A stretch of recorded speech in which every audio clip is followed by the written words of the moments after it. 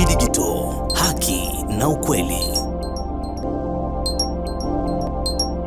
Je, unahitaji taarifa kamili na uchambuzi wa ndani zaidi? Jiunge sasa katika grupu letu la WhatsApp kwa malipo nafuu kabisa. Utapata uchambuzi wa kila siku, mchana na jioni, update za dunia kwa haraka zaidi, fursa ya kumuuliza maswali Rahbi papo hapo na kupata majibu haraka zaidi kutoka kwake. Usikose nafasi hii adhimu. Jiunge sasa na uwe mbele ya taarifa kuliko wengine. Tupigie kwa simu namba 0654467177 au tuandikie ujumbe ni unge na Rahbi. Tutakuunga moja kwa moja. Fesi ya kwanza ni hii, na fesi ya pili ni ile ambayo ya Israeli kusogea nyuma zaidi na Hamasi kusalimisha silaha zao. Nadhani ni fesi ngumu zaidi inayokuja mbele, ambayo ugumu wake ni kuwa ni fesi ambayo haina dhamana upande wa Hamas, kwa sababu bondi yao watakuwa tayari wameiachia, ambayo ni mateka. Sasa utekelezaji wa hili, licha ya kuwa ni mbwembwe nyingi sana zinafanyika, na Trump huenda akaenda Mashariki ya Kati na nchi zinasukuma haya yatokee, kila watu wamejaribu kuainisha kuwa haya yaweze kutimizwa, lakini hapa ndio kutakuwa na wakati mgumu zaidi wa fezi ya pili, ambayo inataja kuwa Hamas kusalimisha silaha, Israeli kusogea kwenye line ya pili baada ya line ya kwanza kutoka, asogee line ya pili na baadaye kikosi cha kimataifa kianze kuingia.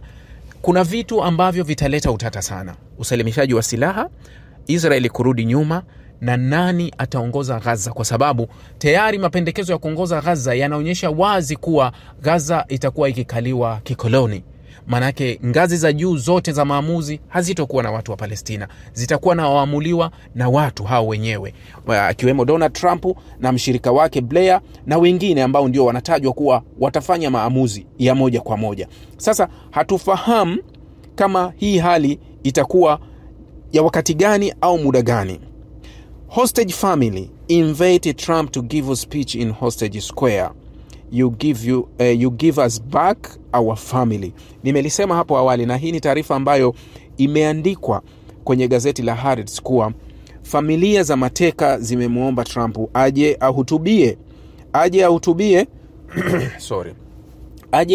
kwenye hii inaitwa Hostage Square, ambayo walianzisha wao pale, wanataka aje ahutubie hapo. Kwa hiyo hilo liko hivyo. Vyombo vya habari vinaandika, Al Arabia inaandika Marwan Barghouti not part of prisoner hostage exchange at this point, Israel says. Kwa hiyo Israel wanaweza wakalipeka pembeni wakasema kuwa tutaenda kwenye awamu ya pili, labda tutaachilia, lakini hii sidhani kama litakuja kutekelezwa hapo mbeleni. Egypt President Al-Sisi invites Trump to attend Gaza deal ceremony. Raisi wa Misri Abdel Fattah Al-Sisi amemwalika Trump kuja kwenye ceremony, kwenye sherehe, unaweza kusema sherehe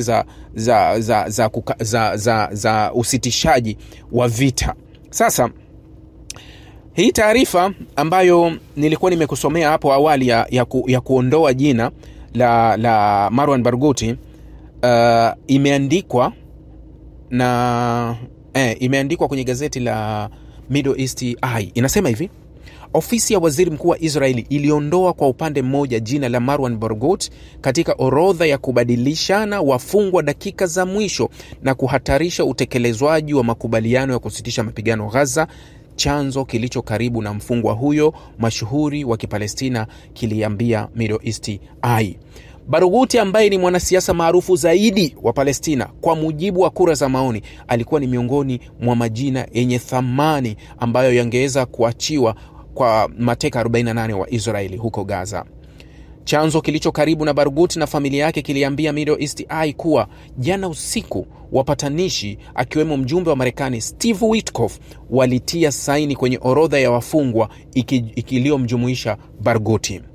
Hata hivyo, siku ya Alhamisi, msemaji wa Israeli aliwaambia waandishi wa habari kwamba kwa wakati huu kwamba hatakuwa sehemu ya kutolewa. Jina la Barghouti linaonekana kuondolewa kwa upande mmoja na ofisi ya waziri mkuu wa Israeli, chanzo kilisema. Ahmed Sadat, kiongozi wa chama cha Popular Front for Liberation of Palestine, Hassan Salama, afisa mkuu wa Hamas, na Abdullah Barghouti, kiongozi wa Hamas asiyehusiana na Marwan pia, yani huyu Barghouti asiyehusiana na Marwan pia, ni majina yaliyoondolewa kwenye orodha hiyo. Kuondolewa kwao huenda kukasababisha matatizo yanayoweza kutokea kwa makubaliano ya kusitisha mapigano, huku wawakilishi wakishinikiza kurejeshwa kwa majina yao. Nimesema kuwa uamuzi huu unaweza ukavuruga, na Israeli mara zote hawezi kuheshimu kile ambacho anakiona. Wefikiria kuwa kabla ya saa 48 kukubaliana, tayari Israeli wameanza kugeuka.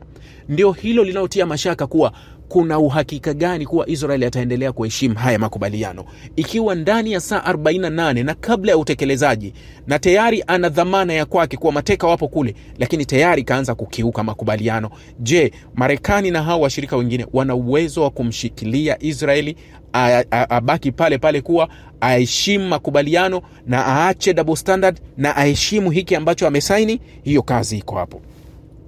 Hata hivyo, Middle East Eye inaelewa kuwa mke wa Barghouti bado yuko Cairo, akijaribu kuwashawishi wapatanishi kuhakikisha mumewe anajumuishwa katika kubadilishana wafungwa. Kama nilivyowaambia, afisa wa Hamas alizungumza na Al Jazeera akawaambia kwamba wapatanishi wanashughulikia kufikia makubaliano ya wafungwa hao kuachiliwa. Maana yake kuwa tayari wapatanishi waliokuwa wanazungumza tayari wameanza tena kupiga masimu Marekani, kupiga wastiko bana, tumesha kubaliana huku, huyu kwa nini kageuka, haya nakuwa nini? Kwa hiyo tayari simu zinazunguka hivi sasa, na ndio maana huenda baraza la mawaziri la Israel limechelewa sana kufika, kwa sababu tayari kuna vitu hawakubaliani. Kwa mujibu wa makubaliano ya kusitisha mapigano yaliyokubaliwa kati ya Israeli na Hamas siku ya Jumatano usiku, mateka hao wa Israeli wataachiliwa kwa kubadilishana na wafungwa takriban 2,000 katika jela za Israeli. 1,700 kati yao ni wanaume na wanawake na watoto waliokamatwa kutoka Gaza na kuzuiliwa bila kufunguliwa mashtaka. Hawa huwezi kuwaita wafungwa, hawa ni mateka. Barghouti amekuwa gerezani tangu mwaka 2004 alipohukumiwa, na amekuwa katika kifungo cha upweke tangu mauaji ya kimbali ya Israeli huko Gaza yalivyoanza Oktoba 2023. Mtu mkuu wa Fatah, chama ambacho kinatawala mamlaka ya Palestina PA, alilengwa na Israeli kutokana na nafasi yake kubwa katika intifada ya pili mwaka 2000 mpaka 2005, na umaarufu wake ni miongoni wa maarufu mkubwa sana kwenye umma wa watu wa Kipalestina. Kura za maoni zinaonyesha kuwa Barghouti mwenye umri wa miaka 66 ndio angekuwa mtu wa juu kabisa katika kiti cha urais wa Palestina iwapo uchaguzi ungefanyika na kuweza kuwania wadhifa huo. Anaonekana kama mtu anayeunganisha, licha ya kujitambulisha kuwa yeye ni mwanachama wa Fatah, ambaye Fatah inahusiana na PA isiyopendwa sana na Wapalestina. Misri na Qatar zilihimiza kuachiliwa kwake. Mwezi Januari, Middle East Eye iliripoti kuwa Misri na Qatar pamoja na Hamas walikuwa wakitumia njia zote zilizopo ili kupata kuachiliwa kwa Barghouti katika sehemu ya makubaliano ya kusitisha mapigano ya Gaza. Mnakumbuka ile makubaliano ya Januari, wakati huo walipigania hili kuwa Barghouti aachiliwe. Sasa chanzo kilicho karibu na mazungumzo hayo kiliambia Middle East Eye kwamba jina lake lilikuwa mojawapo ya takwimu za juu ambazo zingeuzwa kwa mateka wa Israeli waliochukuliwa tarehe 7 Oktoba katika mashambulizi yaliyoongozwa na Hamas kule Israeli. Amiri wa Qatar, Sheikh Tamim bin Hamad Al Thani, na Meja Jenerali Hassan Mahmud Rashad, mkurugenzi wa huduma ya kijasusi ya Misri, binafsi walifanya maombezi kushinikiza kuachiliwa kwake, vyanzo vilisema. Hata hivyo, chanzo hapo awali kiliambia Middle East Eye kwamba maafisa wakuu wa PA walitaka asishirikishwe katika mabadilishano yoyote, wakihofia inaweza kutishia uongozi wa rais wa Palestina Mahmoud Abbas. Mwezi Agosti, waziri wa usalama wa taifa Itamar Ben-Gvir alimtembelea Barghouti gerezani na kurekodiwa akimtishia kwamba Israeli itamfutilia mbali yoyote anayepinga. Ilikuwa ni mara ya kwanza kwa Barghouti, ambaye alionekana mzee na dhaifu na kuonekana hadharani kwa miaka mingi.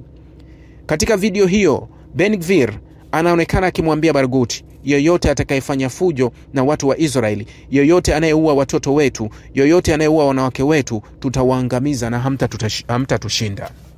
Kwa hiyo hii ndio hali ilivyo hivi sasa. Ni mawasiliano ya simu kutoka kushoto kulia, magharibi mashariki, kusini kaskazini kuhakikisha kuwa wananusuru japo kidogo haya mazungumzo yaweze kuendelea. Lakini ishara na tabia za Israeli zinabaki ni zile zile na zinaonekana kuwa hazina mabadiliko yoyote, kwa sababu tabia za Israeli zinabaki kuwa ni tabia zisizoheshimu makubaliano wala haziheshimu maandiko yoyote, kwa sababu ni chini ya saa 48 ya mazungumzo yaliyozungumzwa tayari Israeli inaonekana kuanza kukiuka baadhi ya makubaliano, hali ya kuwa bado wako eneo hilo hilo, kuwa hata wawakilishi, hata dunia bado inafuatilia kwa karibu, bado wao wanaonekana kuanza kukiuka makubaliano. Hawa ndio wa Israeli.